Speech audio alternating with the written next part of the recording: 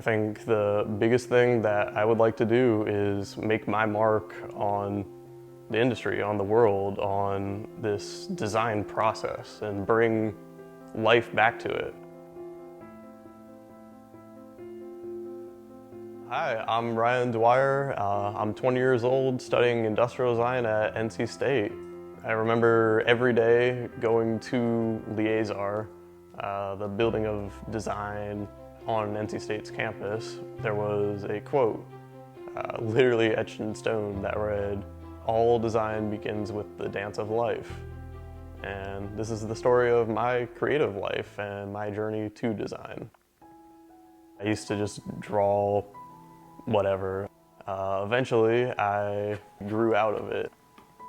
I do remember that just as I was starting to get into cars because of one of my good friends, I was in a barber shop and there was a Motor Trend article. I think it was the 2016 best driver's car competition, and I picked up the book, or magazine I guess, and I was just really interested in it, and for whatever reason it made me want to take up a pencil, paper, and just draw the cars that I saw there. The same friend, he asked me to draw one of his favorite cars at the time, which was a 1970 Buick GSX, and it kind of got me into art again.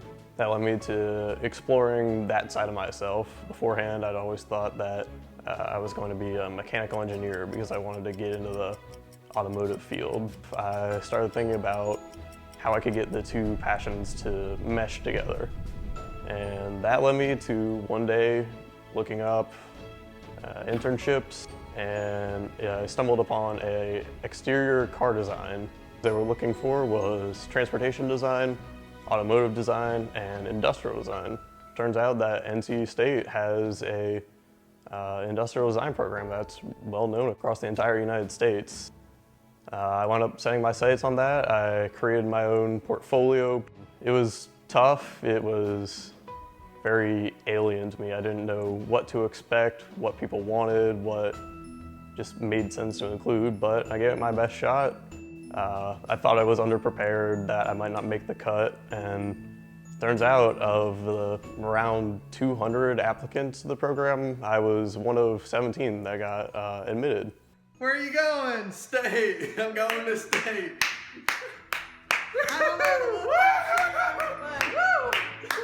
Alongside that, I got into going to car meets, the Raleigh car scene, and that kind of led to me having a further passion for cars beyond just the aesthetics. Around a year ago, I started going to these huge meets. They're from Morrisville Cars and Coffee. And from the first time I went, it was huge, and there were probably almost 1,000 cars. And I loved it because there was such a variety of stuff, a variety of people. You could walk around the lot for hours and see something new, talk to new people, and just have a good time. And eventually I started to just look forward to them. Like every month, first Saturday of the month, schedule is booked because I know that I'm going to be there from 9 in the morning till about 12 o'clock, just going around, having a good time. Sometimes I'll bring friends, sometimes my family, and it's just a lot of fun, and it's allowed me to get a different perspective, different appreciation for the car scene. I started thinking about automotive photography, and I began to apply that as well to the Morrisville meets. So the first day I went out with my camera, pretty much brand new, had no idea what I was doing, and I just kind of learned as the day went on. Now I'm thinking more forward, and I'm thinking about actually modeling parts of cars or the bodies of cars using blueprints as leverage. And I'm actually thinking about doing my grandpa's MG as one of the first ones. I've helped him work on it, and it's been a lot of fun getting that another new perspective to cars and learning how they work, the mechanics behind them. And I think even as a designer, knowing how the things work and how to blend the realistic engaged with the actual design of making something beautiful is a really unique perspective to be able to have in the first place, and to be able to realize and act on it, I think is also something very important that the cars of today, something that it lacks. Everyone talks about how the cars of the 60s, the 70s, the old muscle cars, the dawn of supercars, how those were kind of the gold standard. And I think along the 90s, early 2000s, something was lost.